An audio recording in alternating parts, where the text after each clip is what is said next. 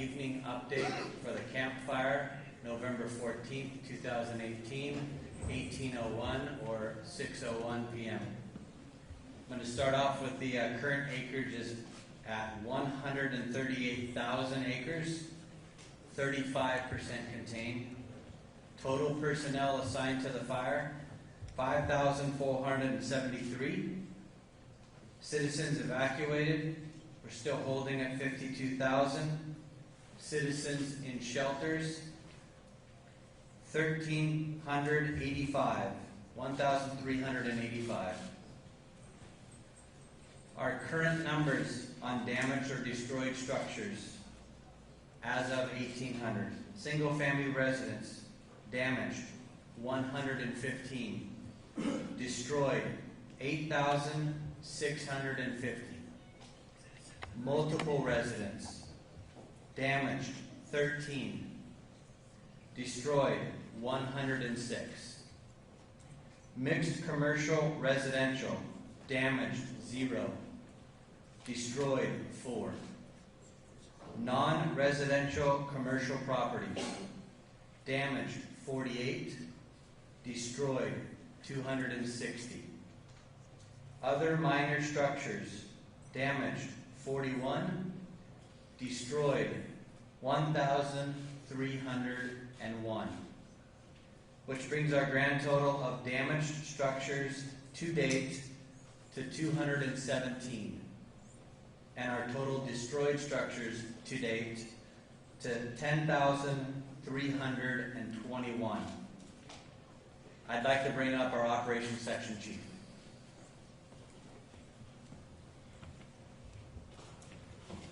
Good evening. My name is Josh Bischoff. I'm Battalion Chief for CAL FIRE in the Riverside Unit, and I'm proud to serve on Incident Management Team 4 as an Operational Section Chief. I'm going to go over today's day operations and a little bit of what we have planned for tomorrow. Starting off on the northeast side of the fire along the Feather River drainage, we did experience continued activity in that area. Up at the Bear Ranch Comm Tower, we were able to work retardant out of helicopters from one of our mobile retardant bases down towards the Feather River drainage to try and stop the spread of that fire along the Feather River drainage. From that comm tower, back moving towards the south along the Big Bar area, we continued to push dozer lines on our primary and secondary containment lines. We had several areas we had to go indirect away from the fire's edge, but we also were able to get direct on several areas. Last night we did have some significant fire growth above the Big Bend area, out into that Big Bar area. We were able to corral some of that with direct line and are continuing to work around it.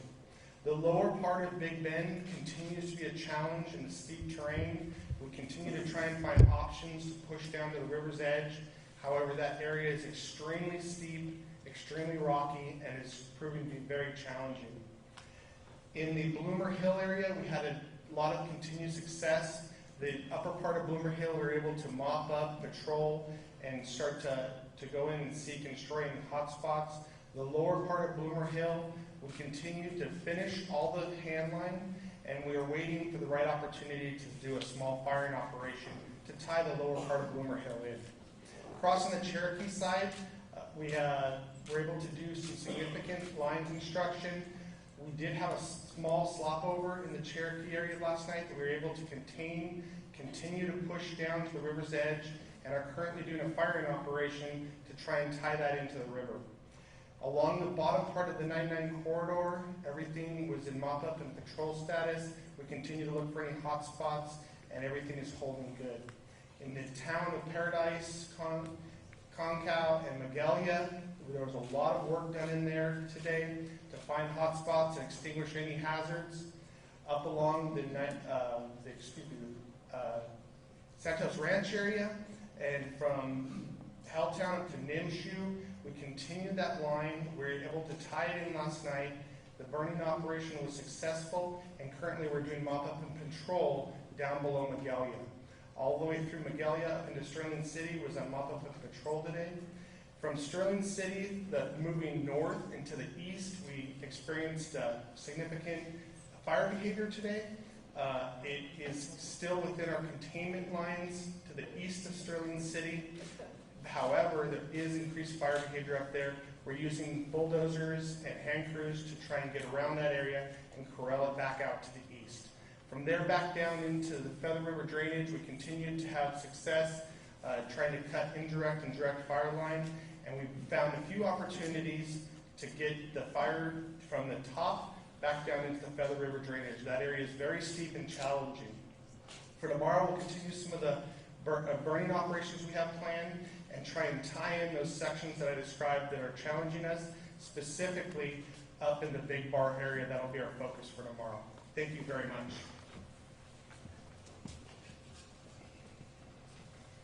Good evening. My name is Aviva Braun. I'm a meteorologist with the National Weather Service based out of Cheyenne, Wyoming. I'm here serving as an incident meteorologist for CAL FIRE Incident Management Team 4. Dry conditions continue this week at the higher elevations with rising humidities in the valleys. The northeast winds will continue to develop each night, continuing into the morning, with the strongest winds found along the ridge lines and down through the northeast to southwest aligned drainages. By the afternoon, light upslope, up-valley winds will develop. Now these light winds and the inversion that has settled over the valley will continue the poor air quality we've been experiencing. The best window of opportunity, if you choose to go outside, will be in the early afternoon. Two things to note as we look ahead. The first is that beginning Saturday night, we are going to get some stronger northeast winds in the overnight period. This will likely lead to some mixing in the valley, which will help with that poor air quality. The other thing that we are looking at is that we are increasingly confident in some precipitation by the end of next week. Thank you.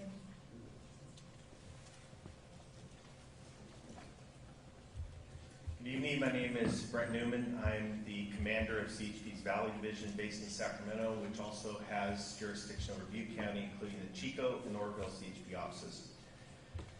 The men and women of the California Highway Patrol have been heavily involved in rendering aid and assistance to the many affected by the Camp Fire in support of the Butte County Sheriff's Office.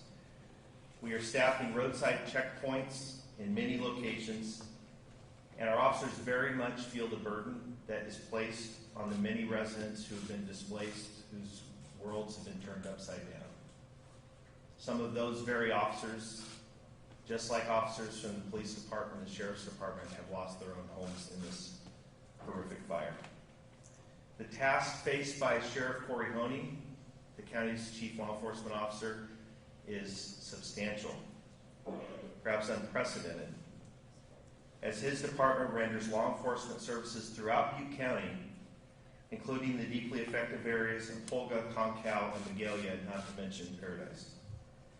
We are here in support of Sheriff Honey and Paradise Chief Eric Reinbold for the long haul to assist them in working through the many issues presented by the Camp Fire. We also deeply appreciate the public's understanding of our need to protect the evacuated areas. Such protection enables firefighters and workers, utility and otherwise, to work as safely and efficiently as possible in rendering repair to the infrastructure. It also helps us with the concern many of you have expressed to me or to the sheriff, which is a concern for looting. The California Highway Patrol is actively patrolling the affected areas, along with the Butte County Sheriff's Department, the Paradise Police Department, California National Guard, and officers and deputy sheriffs from jurisdictions all over Northern California. There are few moving vehicles in the evacuated areas, and these are mostly utility companies and fire apparatus, if not law enforcement. Law enforcement units are active and alert in looking for anyone or any vehicle that doesn't belong. As the sheriff has said in previous media events, looters will be arrested and prosecuted to the full extent of the law. Two final items. Earlier today, the Butte County Agriculture Department, in conjunction with the Butte County Sheriff's Office, created a letter to allow livestock owners access through our traffic control points to restricted and evacuated areas due to the campfire. These letters will be specific to the person obtaining the letter and attempting to gain access through the traffic control points. Feeding and watering of livestock shall only be made during daylight hours, and all persons must immediately depart the restricted area by the same route as entry. An escort may be required. The letter may only be obtained through the Butte County Agriculture Department at the following location: 316 Nelson Avenue, 316 Nelson Avenue in Oroville, and their phone number is 530-538-7381. Their office hours are Monday through Friday, 7:30 a.m. to 4:30 p.m., and Saturday from 8 in the morning till 2 in the afternoon. This is the only location to obtain the letter, and it will not be available at other locations. It is also the only letter that our officers will accept to allow entry under these conditions. The public is reminded, for those few that will be allowed access for this purpose, to stay vigilant on current fire conditions. Please continue to adhere to road closures, evacuation orders, and drive slowly and yield to emergency personnel in the area. As you re-enter your property, please be aware of hazardous conditions because they very well may exist. Finally, we took on the mission of clearing vehicles that were abandoned in the roadways and either left on the side of the road or pushed. The vast majority of those vehicles are total burns. We have identified nearly every one of the vehicles. The process is that an officer goes to the vehicle, completes the normal tow storage form. The vehicle then is towed to a staging location, and we have investigators from all over Northern California that work for the California Highway Patrol or part of our vehicle theft task force that have the expertise to identify vehicles that are severely burned. To date, to this moment, we've recovered 128 vehicles, 40 of which were recovered today. We've recovered nearly 100% of all the vehicles that have been blocking directly the roadway, and we have a lot more that are on the side of the roads. We are not towing any vehicles that are on public or private property, only that are on the public roads and posing a hazard. There is much work to be done, but we are very committed for the long haul and optimistic because of the cooperation and partnership exhibited amongst all agencies that we will accomplish any and every law enforcement mission effectively and for the best interest of the public here in this county. Thank you.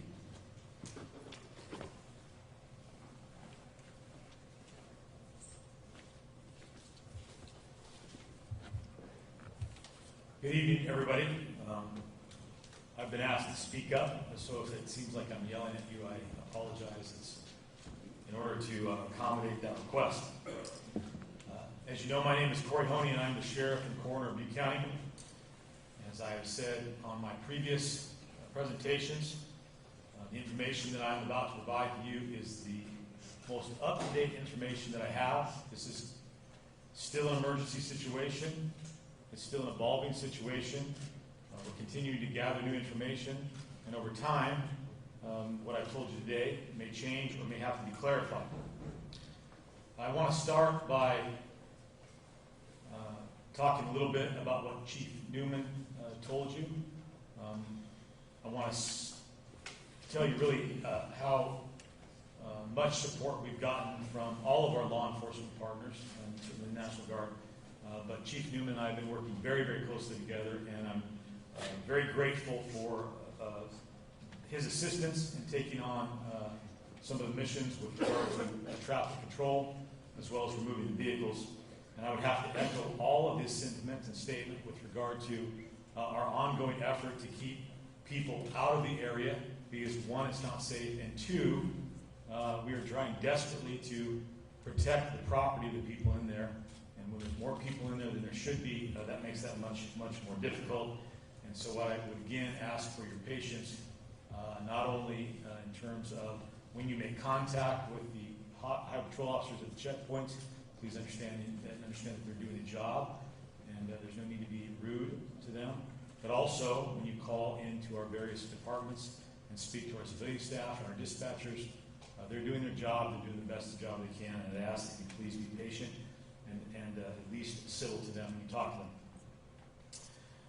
As of tonight, there have not been any changes to the evacuation orders or warnings since my last update.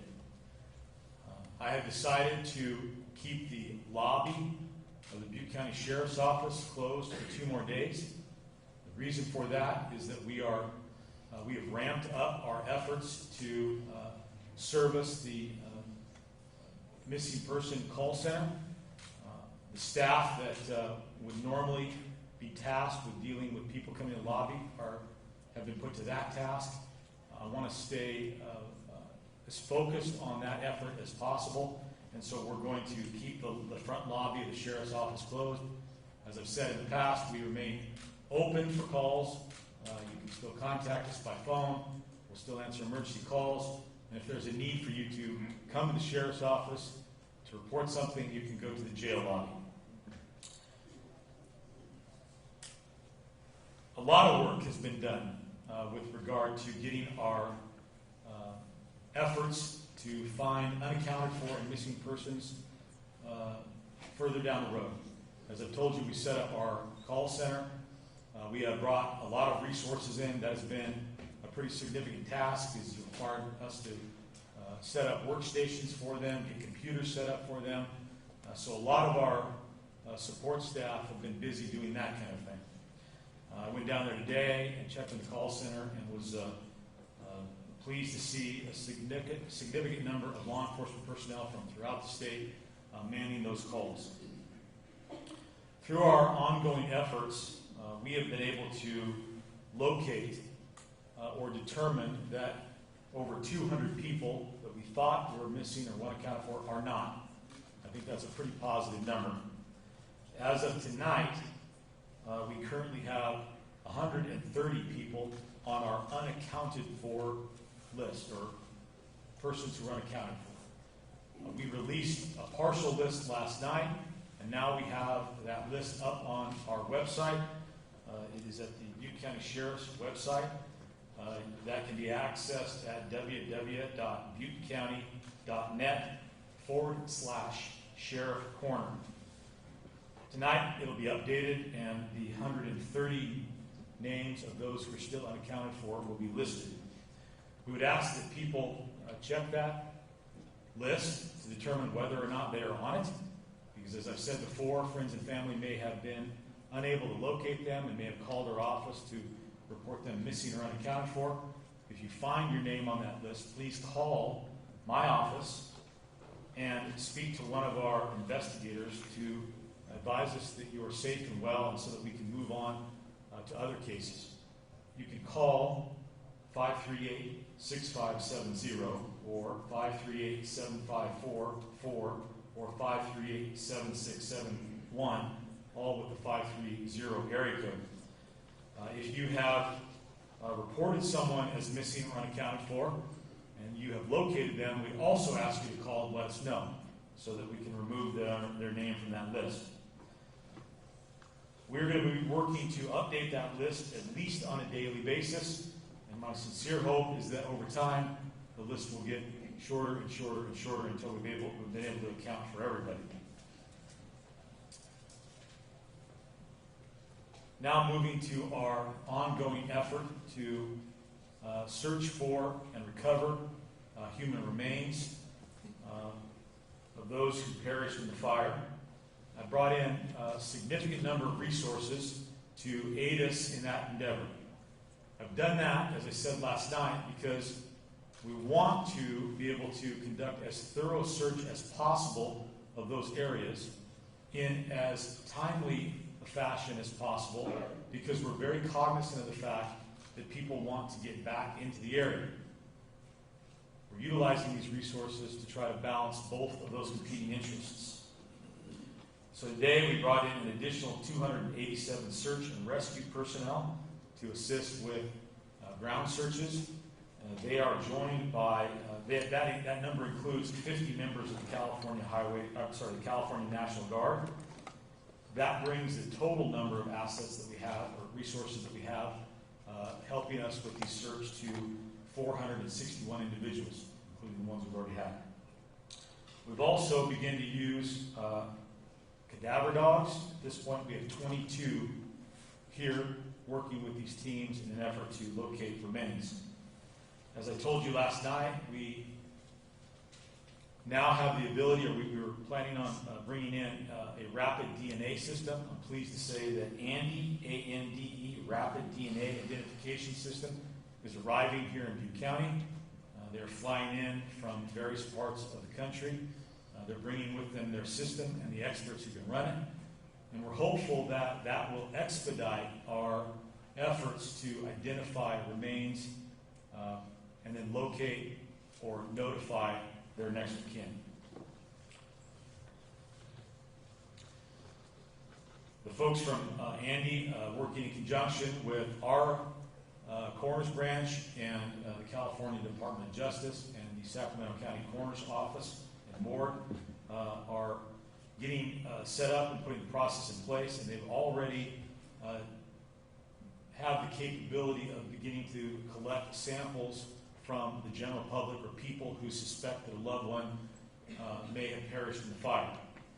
So beginning tomorrow, anyone who believes that a family member perished and they want to provide a DNA sample can go to the Butte County Sheriff's Office between 8 a.m.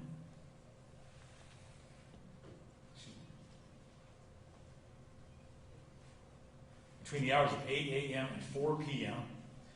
And they can then provide a sample.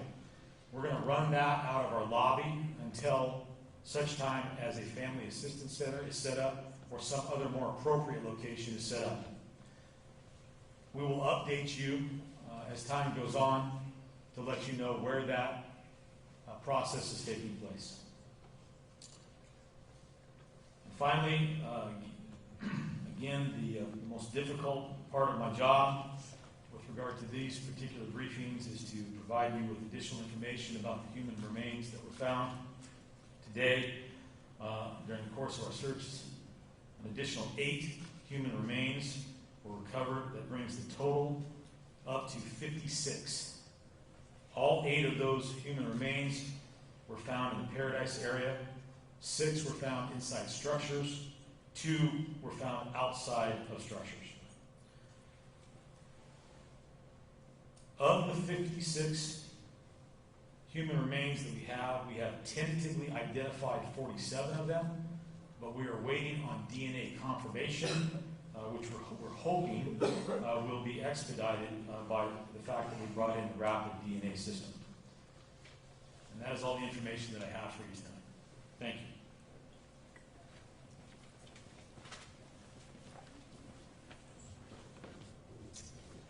Good evening. My name is Dave Russell.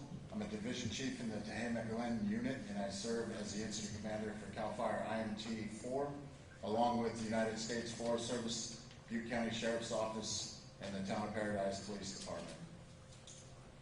A week ago tonight, most of us went to bed not knowing that we would wake up in the morning to a fire that burns 55,000 acres, burns approximately 8,000 structures in the first 12 hours. We realize you've been evacuated for up to a week.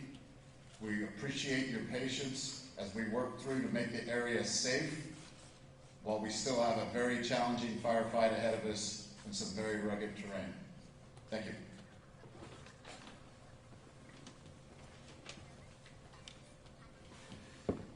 Before we go into questions, once again, I just want to bring your attention, anybody that hasn't signed up on our tinyurl.com/2018 campfire, please do so. Anytime we send out any update on the fire, you will be the first to get those as we send those out. I also want to draw your attention to our CAL FIRE app, Ready for Wildfire. There's 2 distinguishing things on that CAL FIRE app. One is a map of the state of California. It shows the active fires all over the state of California. The second thing is an actual incident page where it lists the incidents by name. If If you click on the incident name, it will pull up all the information on that specific incident. And then if you have more questions, there will be a phone number on that incident page. At this point, I'd like to bring everybody up for our question and answer. It'll work just like it's worked the last couple nights. You'll pose the question, I'll repeat the question. The discipline specific to the answer will come up and answer the question. What exactly is being done to combat the outbreak of norovirus at some of the shelters? And what is being done about the housing crisis that has left many sleeping in parking lots? So one question at a time. What's being done about the outbreak of norovirus in the shelters?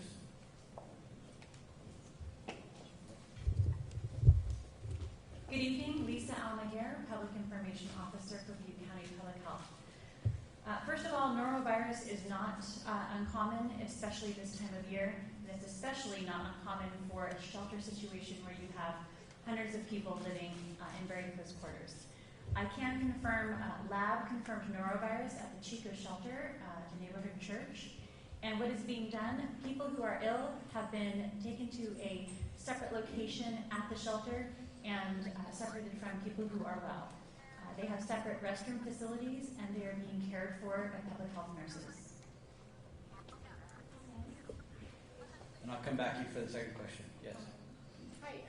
So it was a partial missing persons list released last night. How did you come up with what names to put on the list? And will the new list that comes out today have all 130 names of the unaccounted for on it? So the question is specific to the missing persons list. You'd like to find out a couple of details. Yes. Thank you. Now, I'm actually glad you asked that question because I need to make a clarification on something I said with regard to the collection of DNA from people who believe that they have a loved one who is missing or unaccounted for. And this is the correction. So if you think that you have a loved one who is missing or unaccounted for, and you want to provide a DNA sample ahead of us contacting you and requesting, you can come to the Butte County Sheriff's Office located at 5 Gillig Way in Orville between the hours of 8 a.m. and 10 a.m. to our window, or between 4 p.m. and 7 p.m.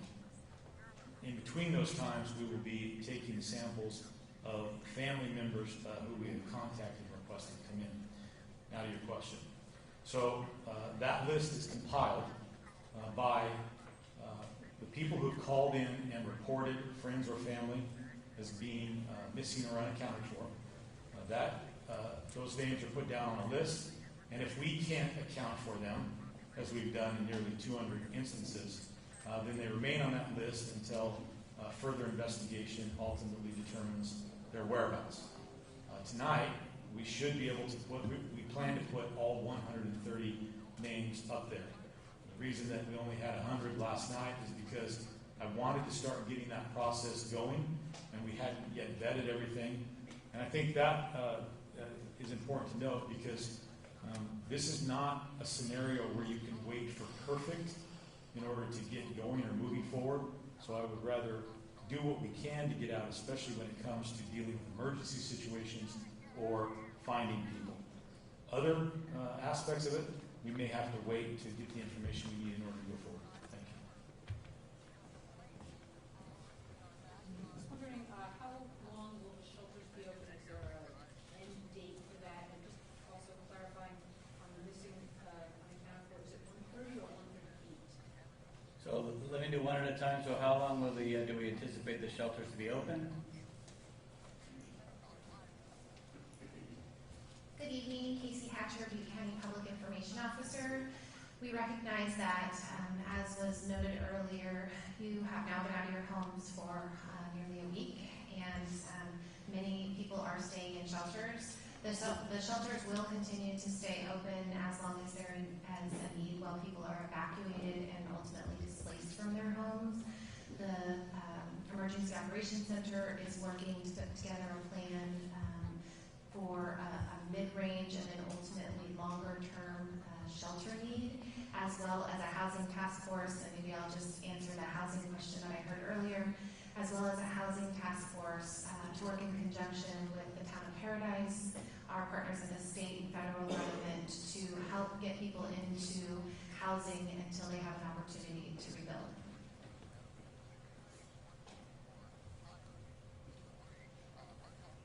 Can you speak to the ages in general of the people who are on the missing list and or who have died in the fire, and speak a little bit to who has been most vulnerable in this? So the question is, can the sheriff speak to the ages or the demographics of either one of the lists?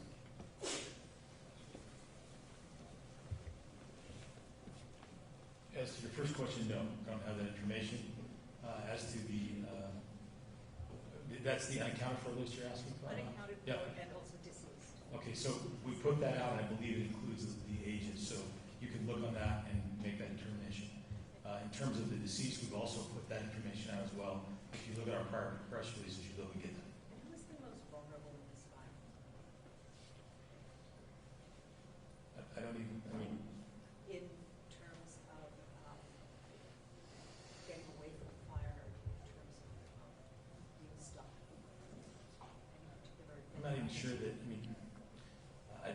I think that you can come to the conclusion about who might have been vulnerable, but there's a lot of variables there.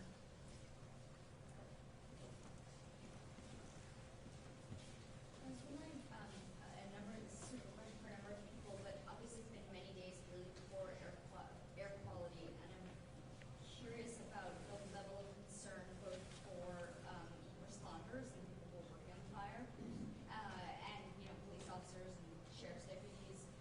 What is the level of concern for their both short-term health and long-term health, as well as just the folks who are here in Chico and the surrounding area? So the question is, what's the concern for air quality in general for both our responders and the citizens? Like the level of concern. Right.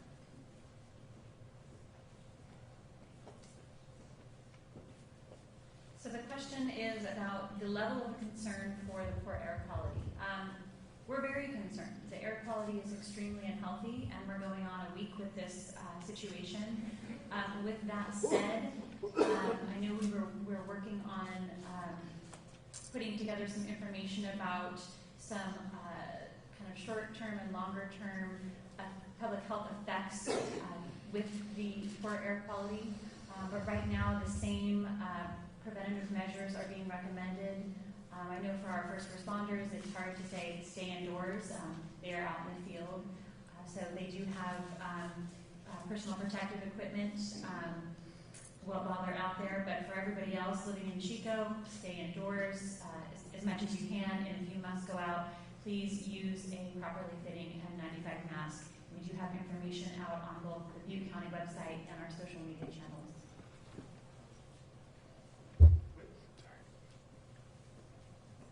With the added resources of search and rescue teams, how long do you think it would take to do a proper search of all areas that need to be searched, and that you can begin scaling back the search and rescue teams, or make a determination that you've done the best job possible to identify anyone who may have been deceased? So the question is, with the added resources for the search and rescue efforts, what do we anticipate the timeline is? Yes.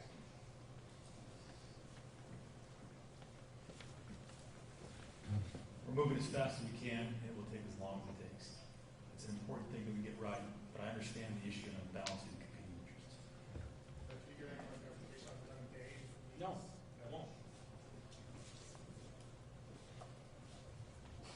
Just to follow up on the age question that was asked earlier, the missing persons list that came out tonight, as far as I know, there weren't any kids on it. Of all the people unaccounted for, no kids. And I wonder if anyone can speak to,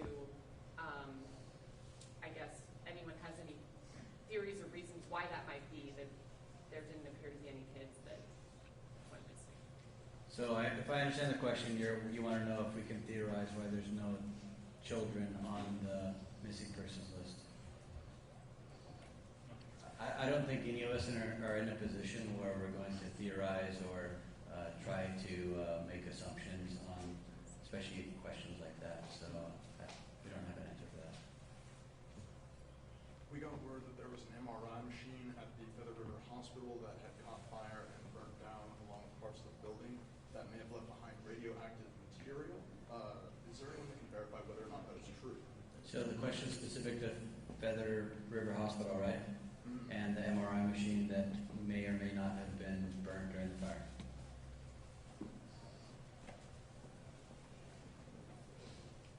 My name is Courtney Rasmussen, Communication Manager for Avenue South Feather River. I'm not aware of a situation of the MRI machine catching fire and burning down at this time. Can anyone speak in general to the levels of toxicity that are expected to be on site?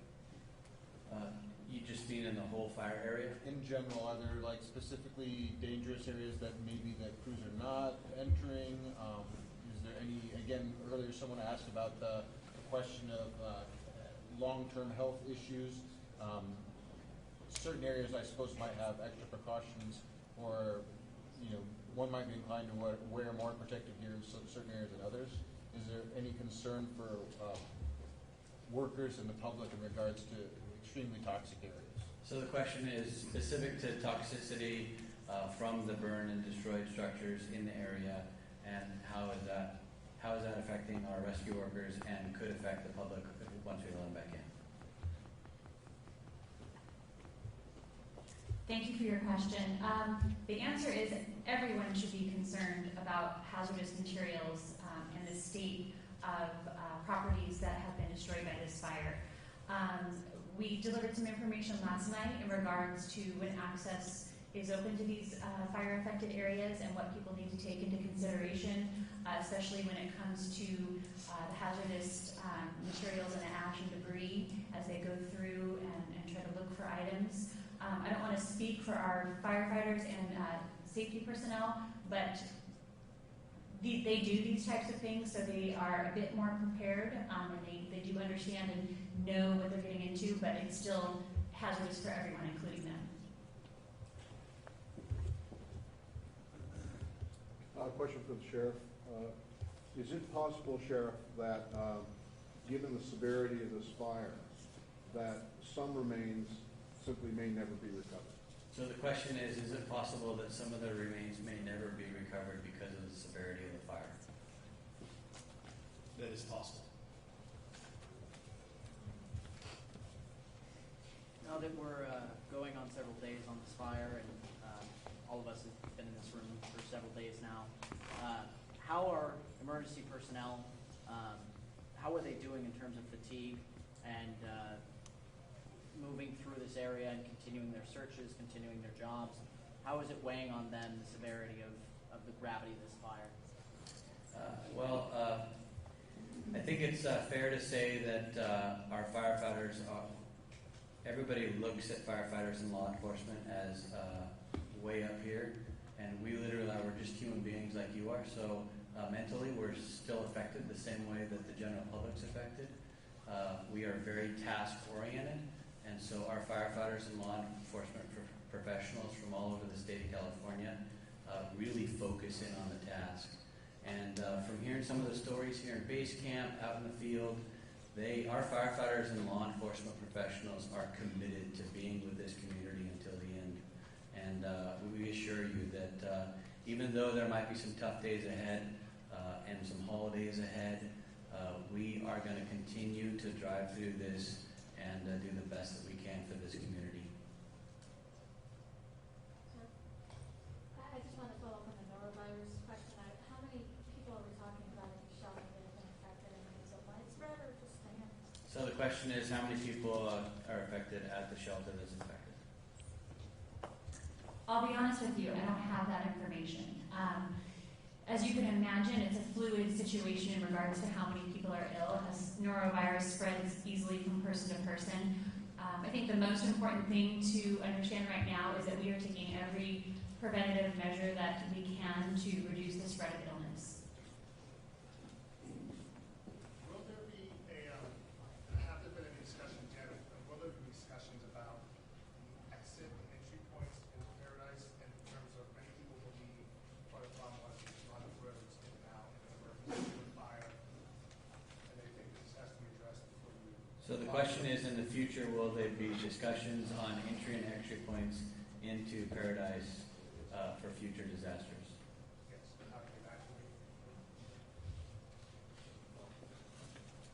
It's a good question. So I don't, it's a little outside my wheelhouse, but I think, and probably with regard to the town of Paradise, it'd be best to look to the town of Paradise in terms of how they ultimately rebuild. But I'll say, generally speaking, that this area, the topography of this area, in some ways dictates where you can put roadways. It has always been a concern about the ability to get people in and out, especially in an emergency situation. In years past, there has been some work to try to mitigate that, certainly with the paving of a road that goes through or past Inskip, which is above Magalia, over to Butte Meadows and then Highway 32. And that road certainly helped in this situation.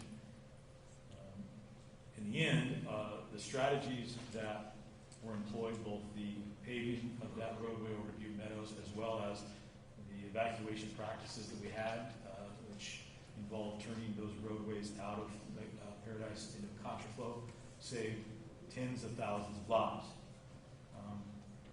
Paradise will rebuild, I'm confident of that, and it will give city planners an opportunity to perhaps design roadways that will mitigate that risk even more.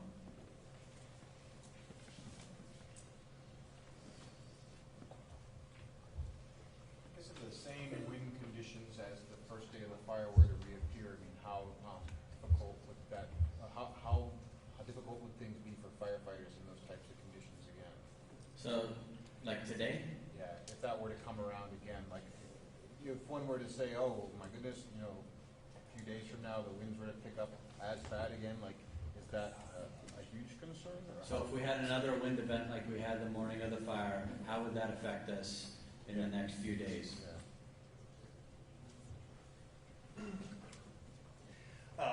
The spread of fire is greatly influenced by weather, wind being a major factor of that. So if we were to have red flag warnings, we were to have those type of winds that we had that day, it would affect the containment and any areas of the fire that are currently still burning and any of the hot spots.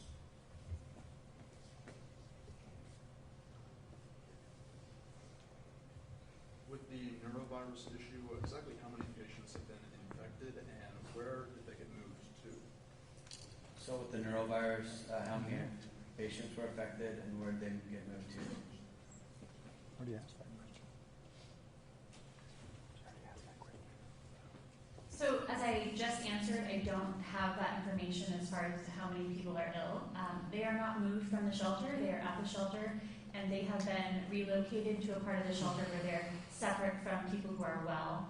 And the numbers of people who are ill will be forthcoming possibly tomorrow. Thank you.